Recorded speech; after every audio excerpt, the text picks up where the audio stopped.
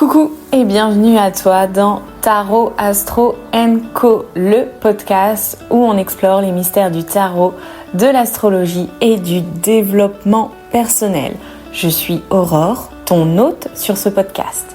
Chaque épisode est comme une aventure mystique où nous découvrons ensemble les mystères de l'invisible pour notre croissance personnelle. Que tu sois novice, curieux ou passionné, ici on explore, on échange et on apprend ensemble. Tarot Astro & Co t'offre des discussions sincères, des conseils pratiques et même quelques rires en chemin. Alors installe-toi confortablement, prends une tasse de thé, un café, un verre d'eau, bref, ce que tu veux. Et laisse-toi emporter dans ce voyage plein de magie et de découvertes. Prêt ? Parfait, c'est parti pour une nouvelle aventure avec Tarot Astro & Co. Bonjour et bienvenue à tous sur ce nouvel épisode. Aujourd'hui en interview avec Marie. On va parler légitimité, syndrome de l'imposteur, se sentir et être à sa place en fait, avoir confiance en soi aussi, hein, une bonne part de confiance en soi. Tu vas te présenter déjà dans un premier temps et puis après on va engager cette thématique sous forme de discussion. J'ai quelques notes quand même avec moi. Et puis c'est parti, on y va ? Allez, c'est parti. Alors déjà, dans un premier temps, présente-toi. Alors, que fais-tu ? Qui es-tu ? Dis-nous tout sur ta vie. Je m'appelle Marie, j'ai 31 ans et j'ai fondé Imrea. Le but, c'est de créer des ateliers collectifs autour de thèmes, notamment la légitimité par exemple, mais surtout tout ce qui est attrait au développement personnel. Et je crée aussi des espaces de parole et de libération émotionnelle. Ok, donc on te retrouve surtout sur les réseaux sociaux. Oui. Immeria, ouais. Insta, c'est ça ? Instagram, ouais. Ok, donc surtout sur Insta. Et tes ateliers, t'accueilles tout le monde Alors c'est ouvert à tous et je fais aussi des ateliers pour les entrepreneurs. Ok. Parce que j'avais vraiment envie de créer aussi un réseau et je pense que faut qu'on s'entraide un peu tous donc. Mais c'est ouvert à tous, globalement. Ouais, hommes, femmes, non-genrés, etc. Ok, ça pas d'enfants, mais voilà. Okay. Et comment t'en es venue à créer ça, à créer Immeria ? Alors, en fait, ça vient de loin. Parti. J'ai démarré par un master en com. Ok.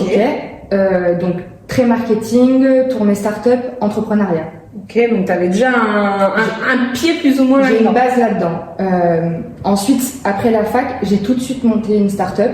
Le but, c'était d'aider les artisans français à se mettre en avant. Donc, j'avais créé un site de vente. Ok, donc il y avait déjà ce truc de mettre en lien, soutenir et aider ceux qui le méritent pour moi. D'accord. Mais plutôt axé com en fait là. Ouais, c'était axé com. Mais je faisais quand même du suivi derrière. Okay. Obligé. Donc il y avait un petit coaching quoi. Ouais, tout le temps. Il était là quelque part, mais je l'avais pas vu du tout. Ça marche. Or en fait, si tu veux, quand je faisais ça, moi j'étais pas du tout comme aujourd'hui. C'est-à-dire que j'étais un peu hautaine, etc. Enfin, la nana qui monte sa start-up à 22 ans, quoi, tu vois. Du côté un peu... Voilà, j'allais à Paris, machin, des conférences, les start-up, les ci, les là, enfin bref. Ok. Et en fait, donc je monte cette boîte-là, je me rends compte que c'est en train de se péter la gueule, clairement. Ok. Je le sentais au plus profond, mais il y a toujours ce truc de déni un peu en se disant... je veux pas échouer. J'ai pas envie d'échouer, j'ai envie de prouver, etc. Et puis surtout que t'es toute jeune, donc... Voilà. Et donc, c'était déjà la légitimité, là. Ouais. Mais là, j'avais vraiment envie d'aller jusqu'au bout. Et en fait, j'ai eu un burn-out juste avant le Covid, en fait. D'accord. Ok. Donc, comme ça m'avait prévenu, un peu de attention, tu vas avoir du temps pour te reposer, tu vois. Donc, je me dis, Covid, c'est mort, j'arrête. Donc, je fais une liquidation, enfin bref, on arrête tout. Et du coup, je fais un gros burn-out, mais qui est plus en fait un éveil, quoi. Ok. Ouais. Généralement, c'est assez... Ça a duré 4 ans. Quand même. Ouais, okay. Très très long. Et en fait, je l'ai pas tout de suite... Je savais pas que c'était un burn-out, déjà parce qu'il y a 5 ans, 6 ans en arrière, c'était pas... On n'en parlait pas trop. On n'en parlait pas. Et là, j'ai commencé, si tu veux, à rencontrer des personnes qui faisaient de la méditation. Il y a tout un chemin spirituel qui s'est ouvert, forcément. J'ai fait des stages, j'ai fait des retraites. Je suis partie 4 mois en voyage toute seule, en mode, ok, j'ai compris. Il y a des choses à aller chercher, clairement.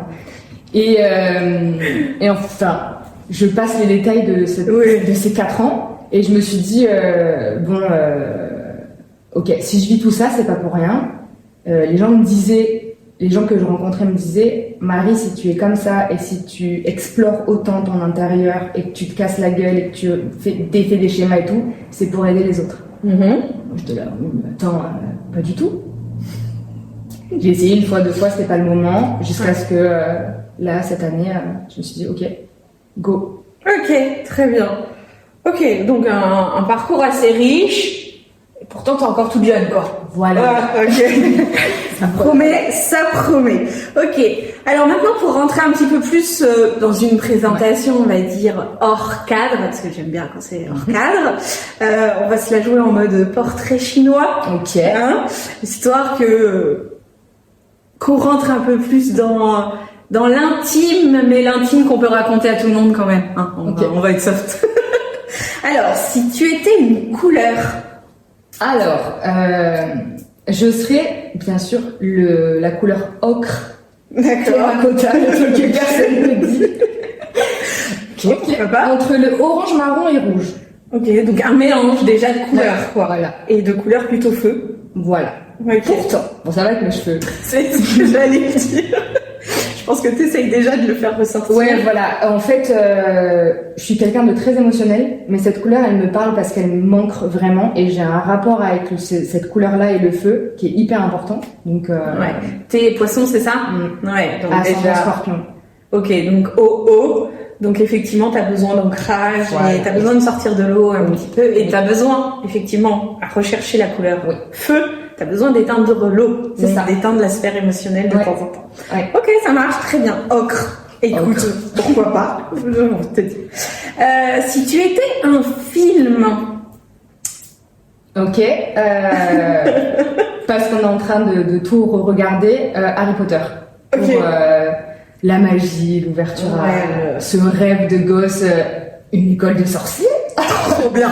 Mais vas-y, moi je signe directement, sans problème. Ok, pour l'imaginaire, la fantaisie, le fantastique. Ok, ça marche. Harry Potter, oui, je kiffe aussi, y a pas de souci. Si tu étais une saison, une saison, je dirais le printemps. Ok. Pour la sortie de l'hiver, de l'exploration intérieure, un petit peu, mais pas ce trop. petit renouveau frais, on va dehors et on peut mettre de nouvelles choses en place. D'accord, oui, donc là vraiment le côté où ça pousse, quoi, ça grandit, les fleurs et ces odeurs, tout prend vie, quoi. Ah ouais. Ok. Et là, pour le coup, tu choisis pas l'été, toi qui voudrais du feu. Je déteste l'été. Non, il fait trop chaud. J'aime le feu, mais de loin, tu vois. Okay, un petit peu de feu, mais pas trop. Voilà. Ok. Donc le printemps, c'est mieux. C'est l'entre-deux, c'est bien. C'est ça. Ok. Si tu avais un super pouvoir, je crois que je volerais. Ah ouais. Ouais. Pourquoi? Pour se déplacer, alors pas plus rapidement, mais en tout cas pour prendre du recul, tu sais, et être au-dessus là comme ça. Comme un oiseau, cette liberté aussi là. Ouais, sentiment de liberté, d'indépendance, de je fais ce que je veux quand je veux, et en même temps, je vois tout ce qui se passe en hauteur, quoi. Ok, très bien. Ok, super. Merci parce que c'est pas un exercice facile. Non, je sais. J'ai un petit peu galéré, mais ça va. Ok, alors maintenant on va rentrer un peu plus dans la légitimité.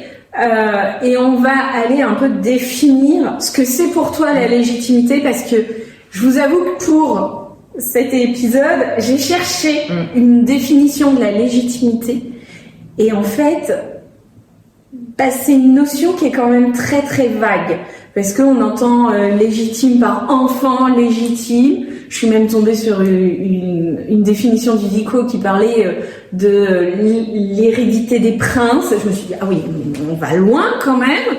on a quand même cette notion-là. Donc, qu'est-ce que pour toi la légitimité? Comment tu le définis dans ton parcours perso, pro, spirituel? Ok. La légitimité, je pense que c'est se sentir à la hauteur, avoir le droit et mériter. Alors, j'aime pas trop ce mot mériter, mais c'est plus clair quand même. Et c'est tout ce combat qu'on va avoir avec ça. Se sentir à sa place. Est-ce que j'ai le droit de dire ça? Est-ce que j'ai assez de connaissances? Est-ce que je mérite l'amour? Ouais, globalement, c'est un peu ça. C'est un peu reconnaître sa valeur aussi, sa propre valeur, et donc se dire que on a de la valeur. Oui, et on est unique. Voilà. C'est là où ça devient compliqué. Voilà. On rentre pas dans le moule en fait. Il y a un moule et tout le monde devrait rentrer dedans. Et là, donc on a cette idée de syndrome de l'imposteur, notamment dans le milieu pro. La notion d'être aimé. Alors dans la vie d'une manière générale, mais aussi dans les relations, dans le couple, trouver sa place. Ça c'est un vaste sujet. C'est un très très gros sujet. Ok. Et donc toi, t'en as parlé un tout petit peu au début, mais as-tu déjà douté de ta légitimité? Doutes-tu encore parfois?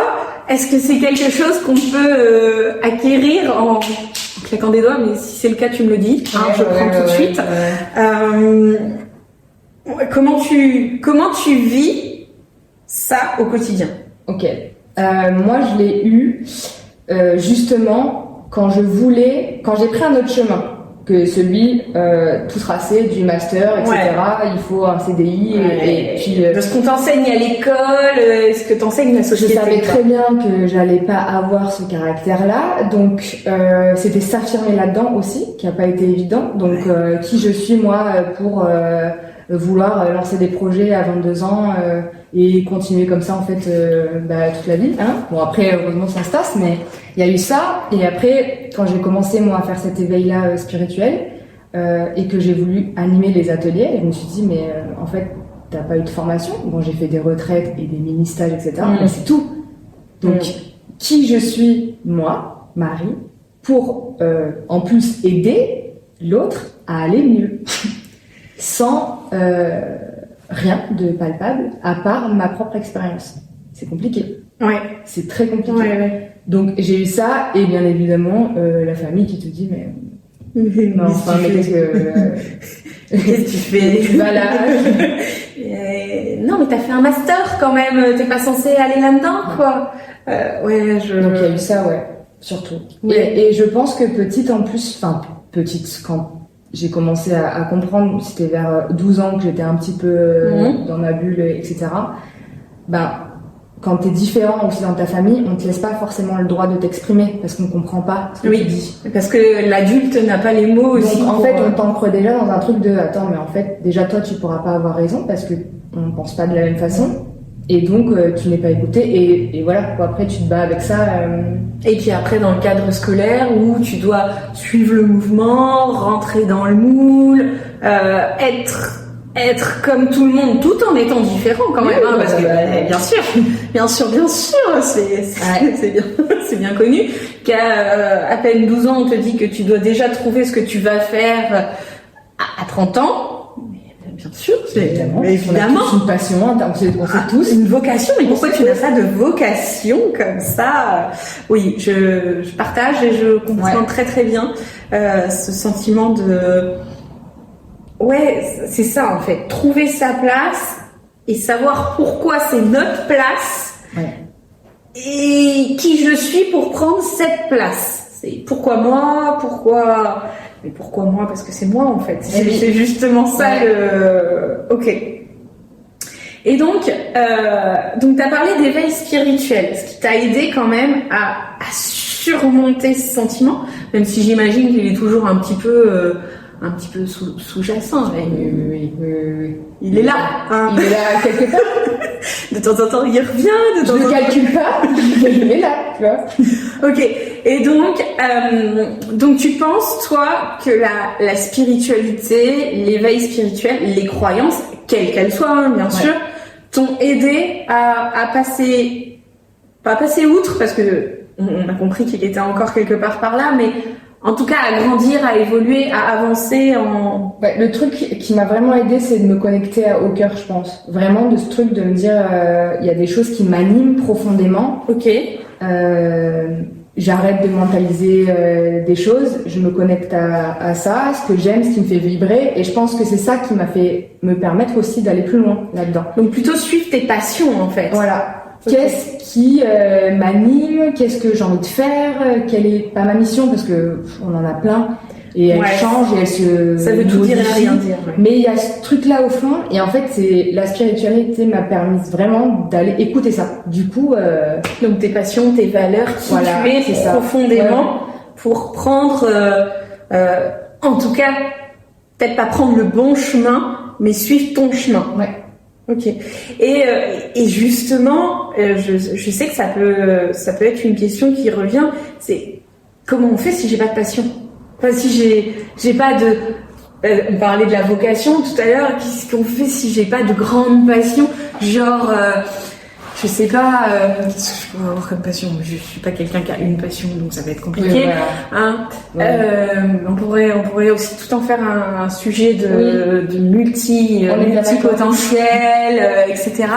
Mais voilà, comment je définis peut-être, c'est peut-être ça l'idée, comment je définis ce qui me passionne? En fait, il y a ce gros problème de, il faut qu'on ait une passion. Oui, c'est si ça. Si t'as pas de passion, quoi. Bah ouais, t'es inintéressant quelque part. Alors oui, c'est faux. J'en vis ceux qu'une idée, tu vois. Tant mieux. Mais tu vois, tu peux vibrer de choses simples. C'est ce qui te ramène un peu à l'essentiel. Je sais pas, tu peux aller faire une rando, ça va te faire du bien parce que tu prends l'air. Tu vas au bord de la mer. Ouais. T'as envie de décorer ta maison. En fait, c'est ces petites choses-là. Oui, il n'y a pas besoin que ce soit un truc exceptionnel. C'est vraiment juste se ramener à l'essentiel. Qu'est-ce que j'aime faire au quotidien? Est-ce que j'aime rencontrer des gens? Et tu vois, c'est ça qui va faire et qui va structurer aussi ton chemin. Quoi. Ouais. Ce qui peut être bien, et notamment si vous êtes en recherche de passion, on recherche pas généralement, mais c'est déjà regarder l'environnement dans lequel on vit. Il y a souvent des signes qui ramènent à certaines passions, etc. Si je prends mon exemple et ce que vous voyez, beaucoup de livres chez moi. J'adore lire, j'adore apprendre, j'adore, etc. Ce qui est pas forcément ton cas. Tu me disais hors tout à l'heure que la lecture c'était pas forcément ton truc. Peut-être que t'es plus voyage, découverte du monde d'une autre manière. Voilà. Déjà ça, votre intérieur. Ah bah dis tout. Voilà. Ah oui, mais ça c'est sûr. C'est assez impressionnant d'ailleurs l'importance du lieu de vie par rapport à qui on est et vice versa. Bon bref, après je vais m'égarer. On va revenir sur la légitimité, le syndrome de l'imposteur. Donc pour toi c'était vraiment ça, trouver et faire ce qui te passionnait vraiment, ce qui t'animait profondément, ce qui te faisait vibrer. Ouais. En gros c'est je fais plus ce qui me fait chier quoi. Non. Bah j'évite. Après des fois j'ai pas le choix parce que ça fait partie de la vie, mais non. Enfin franchement, l'idée c'était de revenir à ce que. Et de toute façon j'ai pas eu le choix quoi. Ça m'a amené à revenir à ça, à comprendre. Et après quand tu disais on a plusieurs passions, c'est ça qui est un peu compliqué aussi, d'essayer de mettre en place et de se structurer là-dedans quoi. Mais bon, t'as les capacités pour. Généralement, c'est que t'as les capacités de toute manière. Ouais. Ok. Donc justement, ça t'a amené à ça. Donc, comme quoi, magnifique transition avec ma question d'après. Comme quoi, l'expérience joue.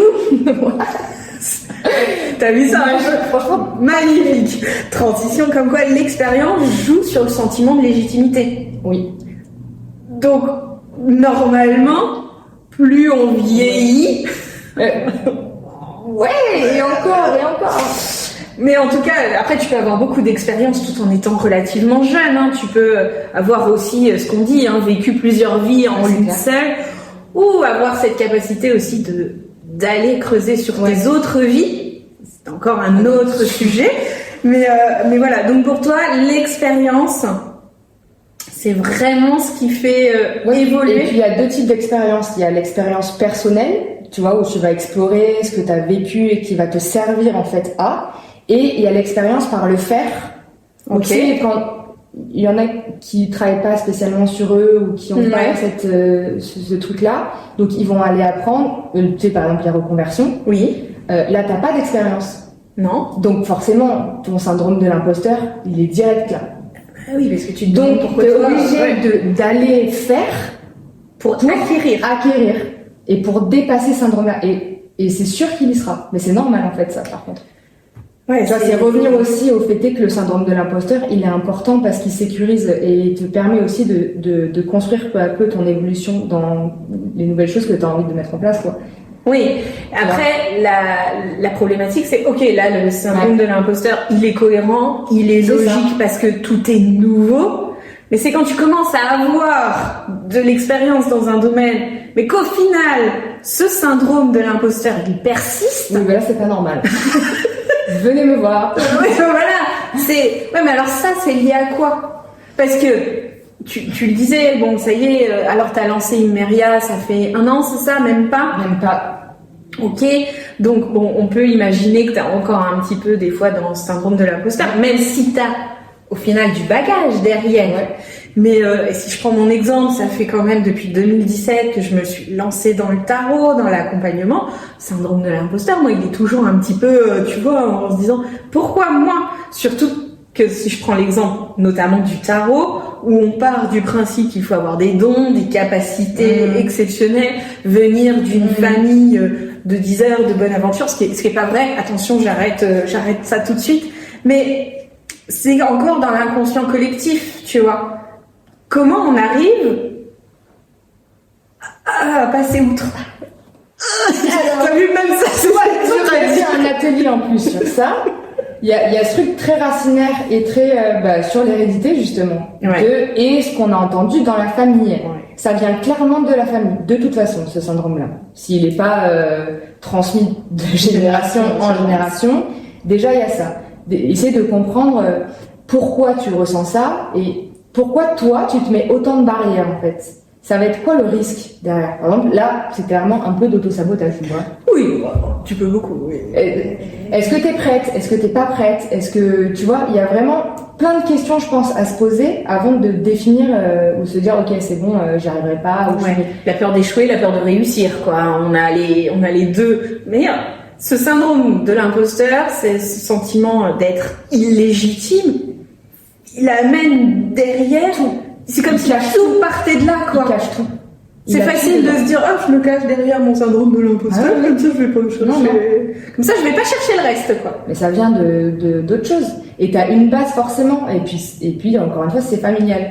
Donc une fois que t'as compris d'où ça venait, après à toi de travailler au quotidien et d'enlever par l'action, parce que pour moi, le syndrome de l'imposteur, il se défait que par l'action. T'auras beau introspecter, méditer, etc., ça servira à rien tant que tu n'auras pas franchi ces étapes-là de j'ai peur de l'échec, je vais essayer et on verra. Et puis en fait tu défais petit pas par petit pas. Oui, c'est hyper important de faire ça vraiment pas à pas, quoi. Donc pas de baguette magique. Ah non, ça n'existe pas. Loupé.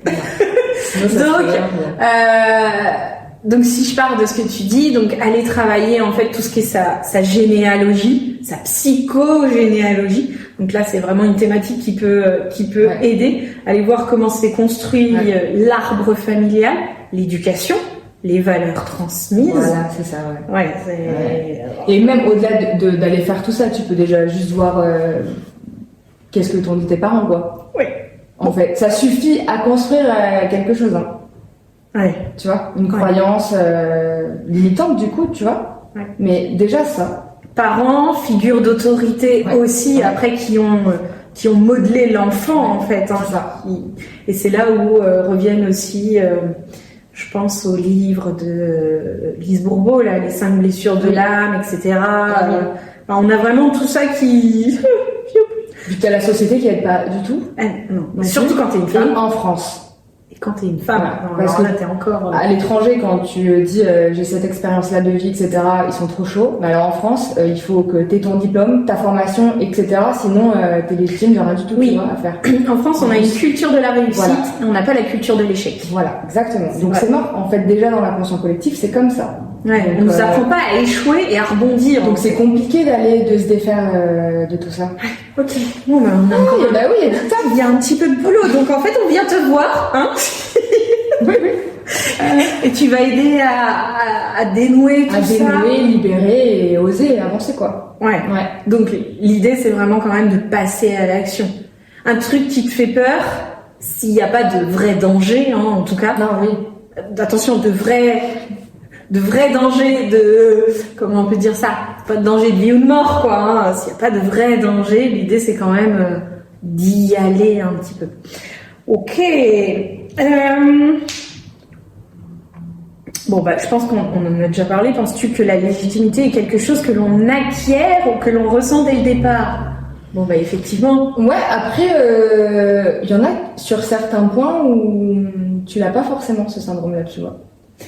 C'est-à-dire que tu peux l'avoir dans le pro, mais pas dans le perso. Ouais, c'est pas forcément quelque chose que tu as dans tous les domaines de ta vie. Ouais. Oui. Mais tout dépend comment tu as été éduqué aussi. Ouais, c'est ça. Donc, oui. Mais ça se défait. Et de toute façon, encore une fois, avec l'expérience, normalement, on est censé voir qu'on mérite et que en fait, tout se passe bien et que ça va le faire, quoi. C'est sortir aussi de cette zone de ce confort qu'on s'est construit en se disant qu'elle est confortable, mais peut-être pas si confortable que ça tout le temps, quoi. Ouais, c'est ça. C'est passer de la zone de confort à la zone de génie, c'est ça? Eh ben, il y a du boulot. Il y a du boulot. Et donc, alors, on disait que ce sentiment de légitimité, ce syndrome de l'imposteur, il disparaît pas en claquant des doigts. Il est toujours un petit peu en surface.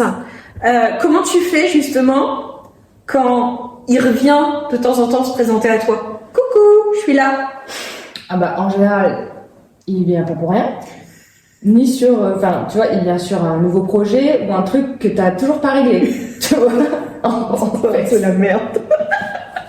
Oh là là là. Il vient juste te remettre, tu sais, au centre en disant ah ok ça, bah tu l'as toujours pas réglé, ça va toujours pas, ou alors ça t'es toujours pas prête. Ok, mais si t'es pas prête, est-ce que il faut le régler maintenant ou est-ce que t'attends d'être prête? Tu vois, c'est pour ça qu'il faut faire attention. C'est en fait pour moi la légitimité et le syndrome et tout ce qu'on peut ressentir avec, c'est très très fin. Entre ok là je me sens pas légitime ou bah en fait je suis pas prête. La nuance, elle est limite entre les deux. Elle est très limite, mais tu le sens. Est-ce que je suis pas prête parce que j'ai peur? Donc, si j'ai peur, là, c'est bon. Ou est-ce que je suis pas prête parce qu'il y a trop de choses dans ma vie en ce moment et que je peux pas tout gérer? Mais tu le sens. Tu le sens. Non, peut-être pas. Mais tu sais, ce petit truc de peur ou ce truc de je force, je vais quand même essayer et il se passe rien. Là, tu sens que tu vois. Là, ça bloque quoi. Ça bloque vraiment. Ça sert à rien, c'est pas grave. Faut pas se mettre non plus trop de pression à essayer de se défaire absolument de tout. Tu vois. Mais aussi prendre le temps là-dedans. Ça, c'est intéressant. Ouais. Pas se mettre trop de pression à essayer de tout défaire. C'est pire. C'est de dire qu'à un moment, je vais atteindre la perfection et que j'aurai plus du tout de problème.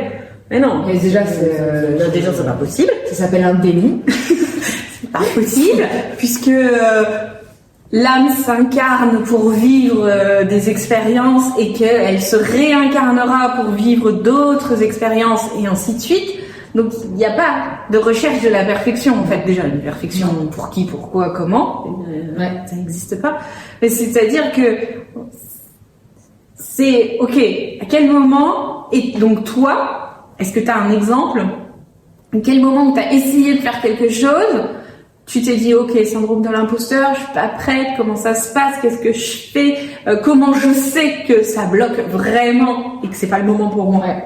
Bah, avant Imria, donc là, il y a, en début d'année, j'ai essayé plusieurs fois de lancer des choses. Ok. Bah, ça, tu vois. Ouais. Mais, en fait, je savais pas trop comment et ce que je voulais vraiment faire exactement. T'avais pas une vision assez claire des choses? Et toujours pas d'ailleurs. Tu vois, ça se fait vraiment au feeling, j'apprends, je vois ce qui se passe. Je teste, et en fait, je vois ce qui résonne ou pas encore une fois.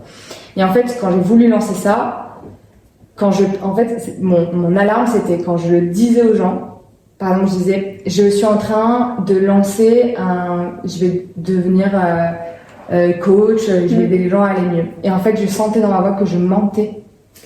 Tu sais, j'avais ce truc ouais, c'est pas du tout aligné. Ça sonne pas. Et là, je me suis dit, ah ouais, ok.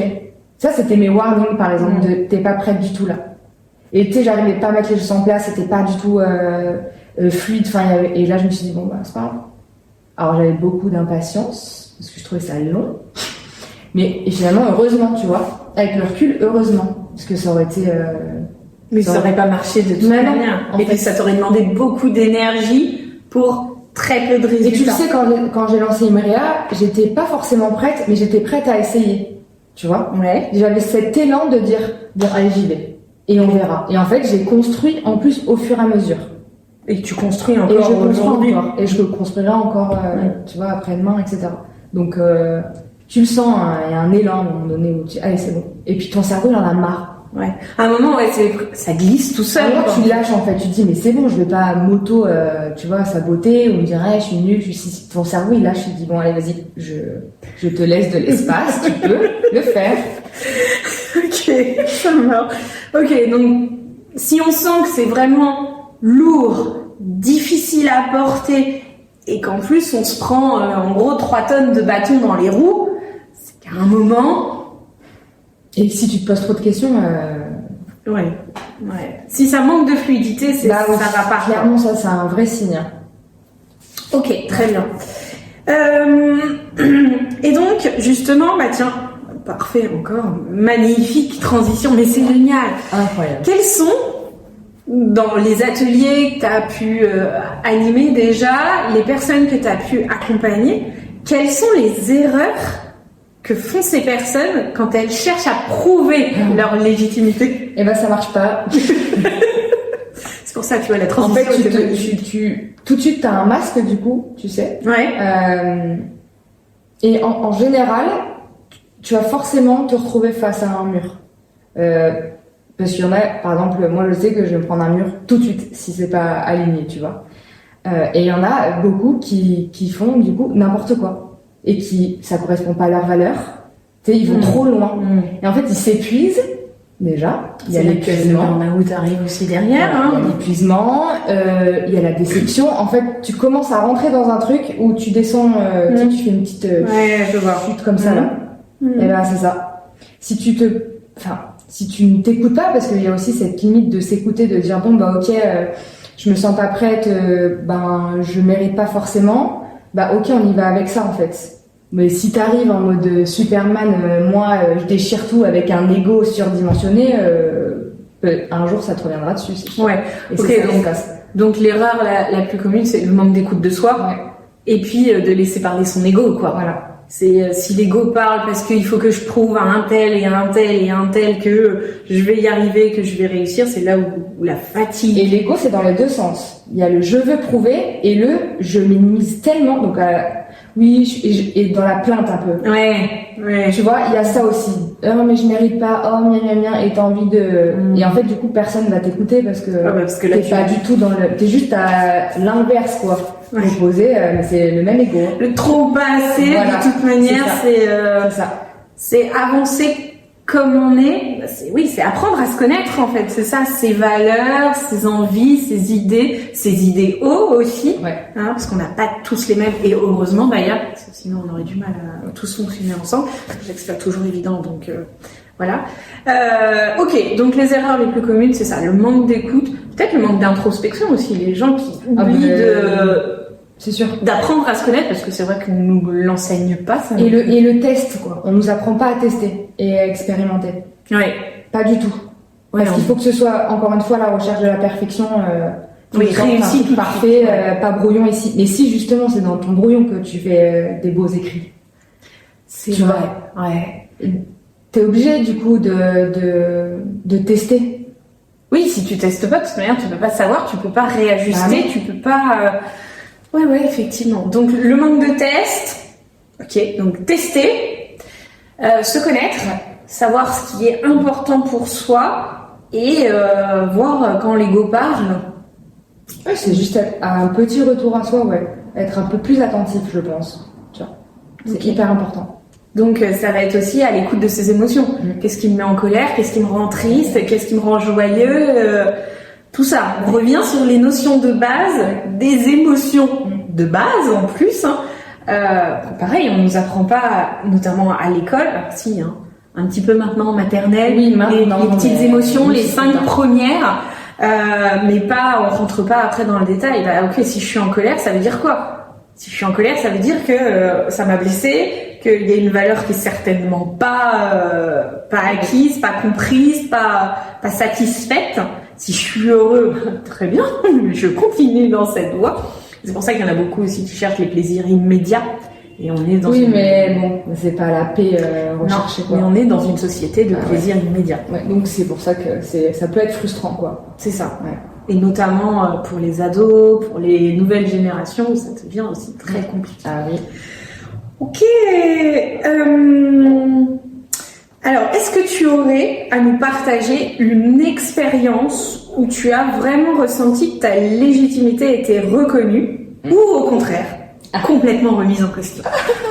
Ou si t'as les deux, c'est encore mieux. Dernièrement, je parle d'Imrea parce que c'est vraiment ce qui est en train de... Ouais, c'est ton cœur de cœur en ce moment.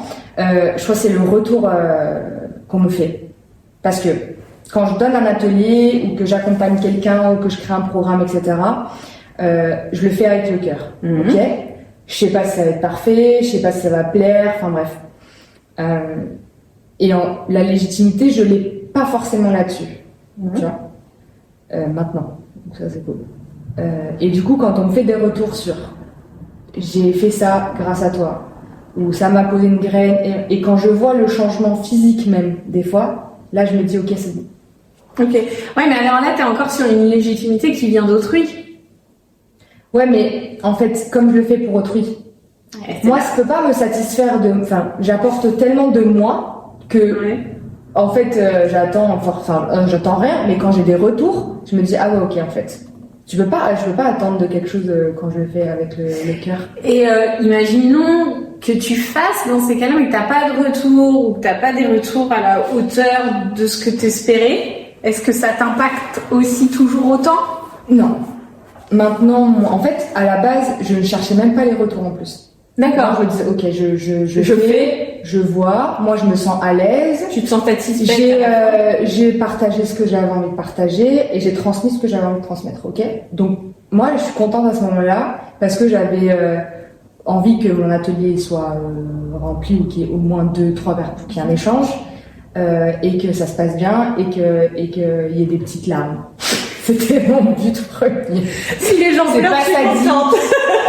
C'est juste de la libération. Je me dis, ok, j'ai gagné 2-3 larmes, j'ai gagné 2-3 libérations. Ouais. Pour moi, ça veut dire qu'il y a eu un vrai travail émotionnel. Ça, je me dis, ok, ça c'est trop cool.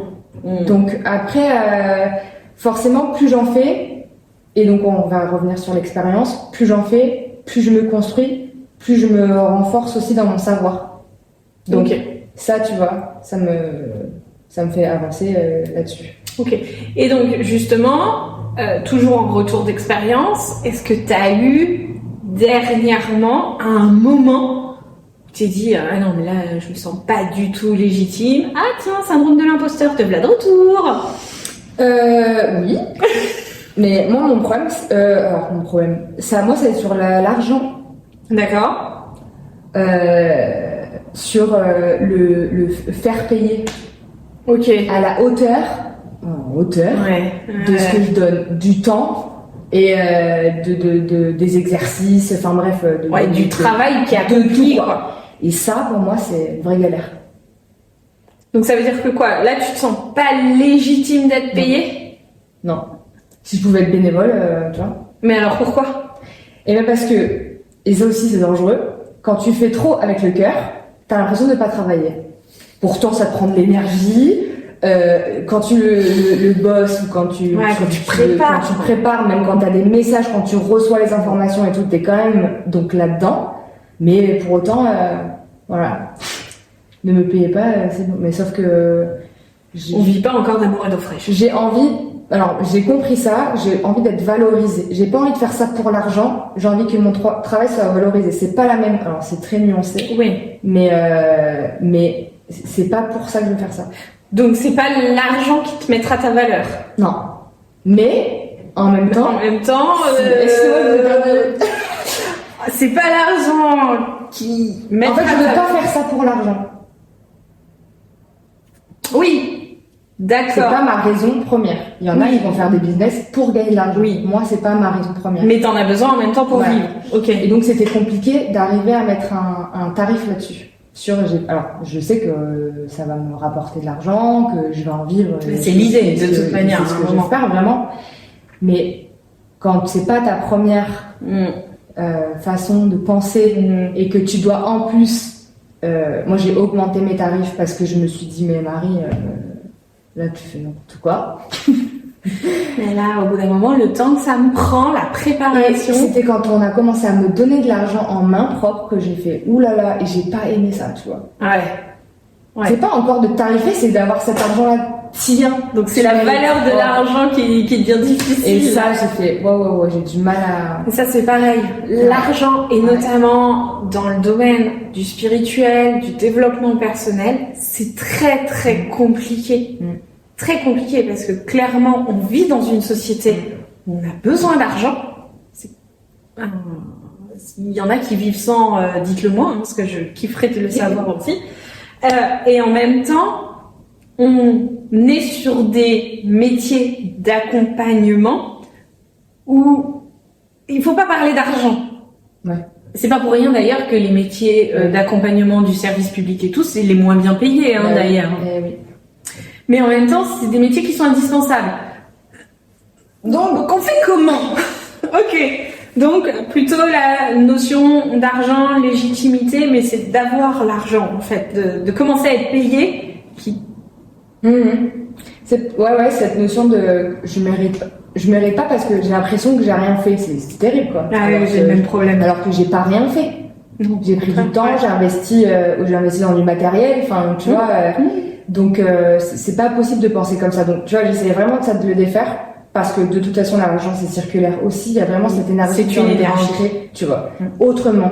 Ni dans le manque, ni dans le trop, je mérite pas. J'ai vraiment besoin de me défaire pour que ce soit, tu vois, un peu plus lisse et fluide. Que ce soit un flux qui circule. C'est ça.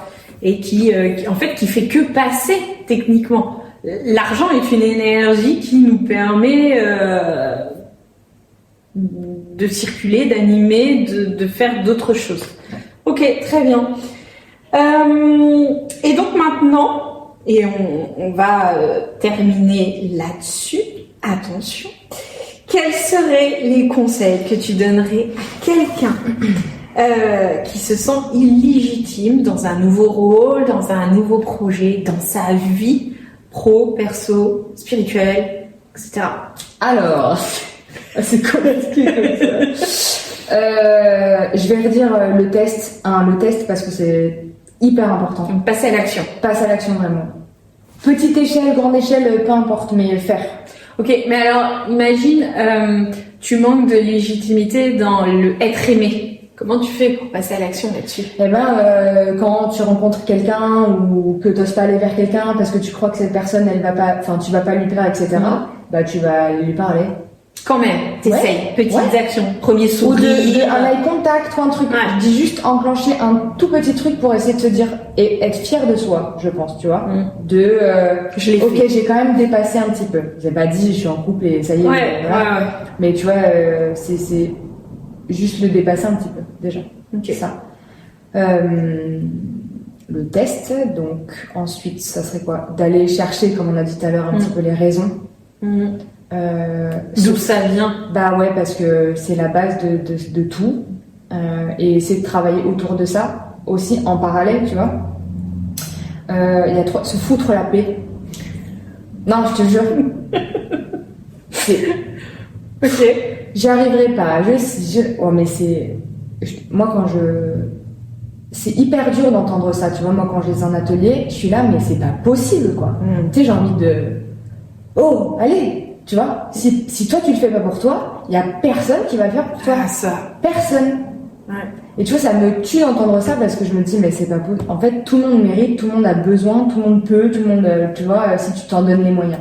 Donc, fous-toi la paix. Sur la pression, sur tout. Surtout. Et si t'as pas assez de connaissances, bah lis, tu vois. Qu'est-ce que tu veux que ça? Lis, regarde un film, forme-toi. Instruis-toi, jusqu'à ce que tu le vomisses tellement t'as trop et que du coup tu dises bon bah c'est bon, j'ai assez, je vais le faire. C'est vraiment ce truc-là de laisser couler aussi et de pas se mettre trop de la pression avec le temps, tu vois, sur soi, avec les autres, genre vraiment. Ouais. Puis on en parlait tout à l'heure hors vidéo, et on en a parlé à notre soirée entrepreneur où on se retrouve, où c'est pas parce que c'est facile pour toi, que tu l'as acquis en autodidacte et tout ça, que ça n'a pas de valeur en fait. Ouais, c'est ça. Ça, je l'ai bien compris. Oui. Hein, non, mais tu fais bien de le dire, parce que il y a ce truc-là aussi il y a des personnes qui se forment et qui ont besoin en plus d'une structure, d'être guidées, d'apprendre par quelqu'un, voilà. Et moi, j'arrive pas à faire ça. Ouais. Je sais pas écouter à ce point-là. Le cadre scolaire, les classique. lectures sur le développement personnel et tout, j'arrive pas, parce que c'est tellement perso, tu vois. Ouais. Que je me nourris des autres, des discussions, du test, alors, c'est pas mieux, je sais pas, tu vois. Mais du coup, c'est plus compliqué de se dire, bah c'est bon en fait, moi j'ai toute la place que je mérite, j'ai appris par moi-même, je suis exceptionnelle. Non, c'est pas vrai. Mais en même temps, je trouve que là, je l'ai accepté maintenant, et c'est une réelle plus-value aussi, tu vois. Les deux sont des plus-values. T'as la vraie structure avec une vraie connaissance, et t'as la partie un peu autodidacte où tu vas chercher des sources d'infos autres, et en fait c'est encore plus mais les deux se valent en fait, mais tout dépend de qui tu es. Voilà, c'est tout. Parce qu'il y en a qui vont effectivement préférer le cadre dit scolaire, parce qu'ils ont besoin d'être guidés, structurés, ils ont besoin de ce cadre, et d'autres qui au contraire vont être beaucoup plus partout, acquérir de l'expérience par la pratique de manière différente. Et ça se vaut en fait. Enfin, pour moi c'est pareil. Oui, c'est juste que l'autodidacte il va avoir tendance à se dire mais je suis pas passée par. Je vais faire dans mon coin, et puis voilà. Alors que on est autodidacte toutes les deux. Mais je trouve que ça met plus de temps du coup par contre avant de vraiment l'accepter quoi. Oui, parce que c'est pareil. Ce qui te semble, enfin pour moi en tout cas, ce qui me semble facile, très facile pour moi. Je me dis, si c'est facile, ça n'a pas de mérite, en fait. Ouais, c'est ça. Tu sais, c'est genre, c'est pas gagné à la sueur de mon front, il n'y a pas cette notion de travail, mais t'en parlais déjà, animer les ateliers et tout. Moi, c'est pareil, quand j'anime mes sessions tarot, je m'éclate tellement, j'ai pas l'impression de travailler, en fait. Et en plus, ça me grandit. Oui, en plus, ça m'apporte quelque chose. En plus, moi, je gagne aussi. Non, mais c'est incroyable, tu vois. En même temps, tant mieux, du coup. Oui, parce que ça veut dire qu'on fait ce qu'on aime, tu vois. Mais oui, non, il y a l'autodidacte qui doit faire son propre chemin, et c'est compliqué. Voilà. Mais en même temps, nous, on est peut-être plus dans le faire. Ceux qui font des formations, moi, je serais incapable de suivre autant de formations. Pour moi, je trouve ça incroyable d'être en capacité d'absorber autant d'informations comme ça. Et d'être hyper structuré et tout. Moi, j'aurais rêvé être comme ça. Je suis un peu les deux, moi. Moi, j'oscille entre les deux. Parce que j'ai besoin d'emmagasiner, de lire, de me former, et des fois je vais me former sur un sujet de plusieurs manières différentes, parce que j'ai besoin de tout ce... Donc pourquoi t'as ton syndrome de l'imposteur alors que tu fais les deux? C'est pas moi, il est là, écoute, il est là. Mais si, il est là, il vient de loin, hein, t'inquiète, je sais à peu près d'où il vient, donc ça va, mais j'arrive, le switch, des fois il revient, mais c'est ce qu'on disait tout à l'heure, je suis pas sûre qu'il parte entièrement, tu vois, du jour au lendemain, comme ça. Je pense que dès que t'en as conscience, déjà, dès que t'as conscience du truc, mais tout commence par là, hein, la conscience. Des mots, c'est ça. C'est 50% du boulot de fait, quoi. Une fois que t'as conscience, tu te dis, ok, là, j'ai compris, ok, là, il y a une petite peur qui revient, il y a un petit machin. Alors moi, tout de suite, je sors mon tarot, je me dis, ok, qu'est-ce que tu veux me dire, qu'est-ce que tu as à me raconter? Moi, j'écris beaucoup aussi. Et hop, et là, tu te dis, ok, bon, je passe outre, ou en tout cas, je vais essayer de passer outre, c'est pas toujours magique. Mais en tout cas, je vais faire une action, une première, et puis hop, je vais enchaîner. C'est ça, en fait. Mais déjà que tu as conscience. Ah oui, ça libère pas mal de choses. Ouais, au moins tu sais, t'as compris, tu sais d'où ça vient. Et clairement, on peut pas changer le passé. Enfin, une fois qu'il est là. Et puis reste, et ça nous construit quoi. Oui, c'est ça. Il fait aussi ce que t'es aujourd'hui, donc c'est important aussi. Mais en même temps, tu sais que tu peux aller mettre d'autres outils en place, mettre d'autres pratiques, d'autres routines pour t'aider à avancer. Ouais. Ok. Donc, conseil, passer à l'action, tester. Écoute. Ouais. S'écouter. Ouais, vraiment. S'écouter. Comprendre le problème. Et le conscientiser. Et le conscientiser. Ça va être ça. On va s'arrêter là-dessus. Ça va être le mot de la fin. Conscientiser. Ouais. C'est le truc super important. Ok, donc clairement, si on a un petit syndrome de l'imposteur qui vient par là, qui se présente à nous, on vient de voir. Oui. Hein, ah bah oui. Hein, c'est l'idée. Faut venir sur les petits ateliers collectifs. C'est ça, atelier collectif, mais tu fais aussi de l'individuel? Je fais de l'individuel et là en plus il y a un programme que je viens de sortir d'accompagnement sur comment s'incarner sur toutes les facettes un petit peu. Alors c'est destiné aux femmes, mais j'ai des hommes qui sont venus quand même me dire j'aimerais bien, super cool. Mais on aborde aussi l'enfant intérieur, donc tu vois on va aller chercher la racine, l'adolescence sur la découverte du corps, etc. et l'adulte comment on l'incarne. Et aussi comment on incarne notre légitimité. Ok, donc prendre sa place, quoi. On est s'incarner, donc dans ce programme-là, on va le voir aussi. Ok, très bien. Programme qui commence quand? Le 10 octobre. Ok, et qui dure?